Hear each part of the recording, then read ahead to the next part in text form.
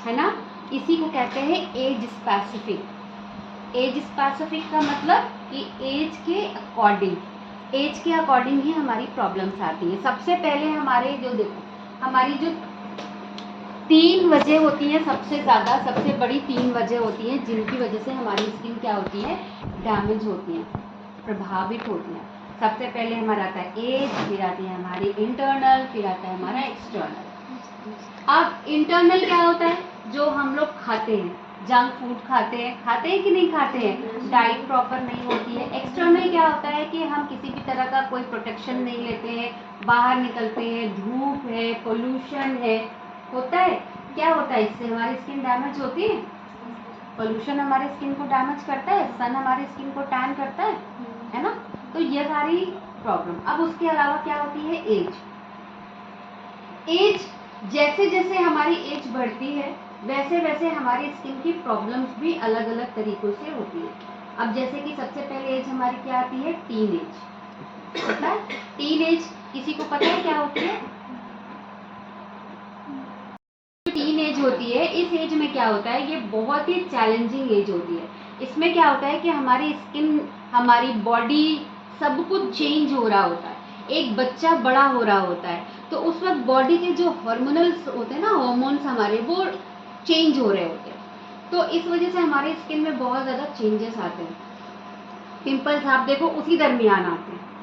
कभी किसी को देखा है कि 40 साल की कोई लेडी है उसको आ रहे हैं, नहीं आते हैं, लेकिन होता है कि वो फिर दूसरा कोई रीज़न होता है। लेकिन इस एज में आपको देखो ऑयली स्किन बहुत होती है, आपको एक्नेस बहुत ज़्यादा आते हैं, सेंसिटिव स्किन सबसे ज़्यादा इस एज में होती है, क्योंकि एक बच्चा बड़ा हो रहा होता है ना, बच्चे की स्किन होती है।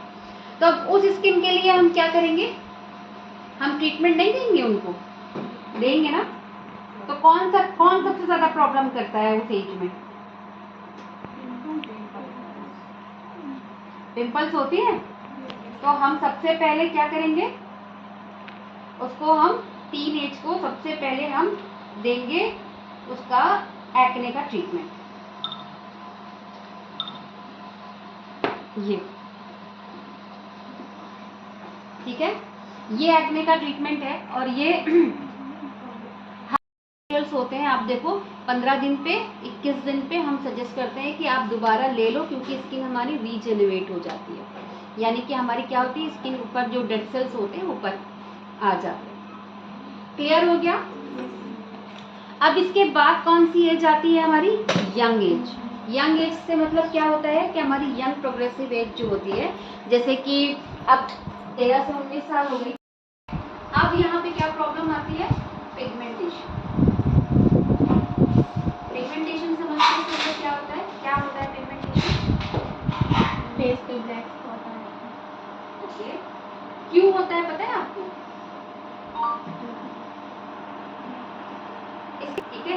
किसी किसी को एज के पहले आ जाता है, किसी किसी को प्रेगनेंसी टाइम में आता है, और किसी किसी को जब मेनोपॉज आने वाला होता है तब होता है।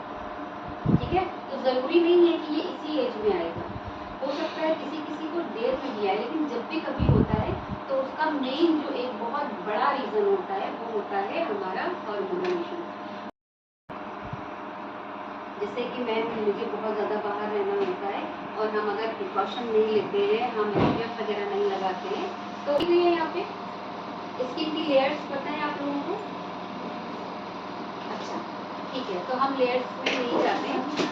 होता ये ना कि ये हमारे बहुत डीपेस्ट लेयर में होता है। एक्चुअली ये जो होता है ना, ये मेलानिन होता है, और मेलानिन हम सब में होते हैं। तो पिगमेंट डालते हैं, आईज पे हमें रेनबो कलर चाहिए तो 7 तरह का पिगमेंट हो, तो वही जो मेलानिन होता है ना, मेलानिन हमारी बॉडी में क्या करता है, हमें कलर देता है, पिगमेंट देता है। अब जैसे मान लो किसी किसी की आप देखो, मोस्टली जो स्किन फेयर होती है उनके आप देखो कि उनके हेयर थोड़े से ब्राउन होते हैं, थोड़े से ब्राउन होते हैं ना।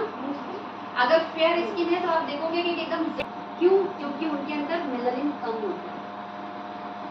ठीक है, जो लोग बहुत डार्क होते हैं उनके अंदर मेलानिन ज़्यादा होता है, उनको प्रोडक्शन ज़्यादा होता है। तो हम प्री मैच्योर स्किन क्या होती है, जो मतलब एज से पहले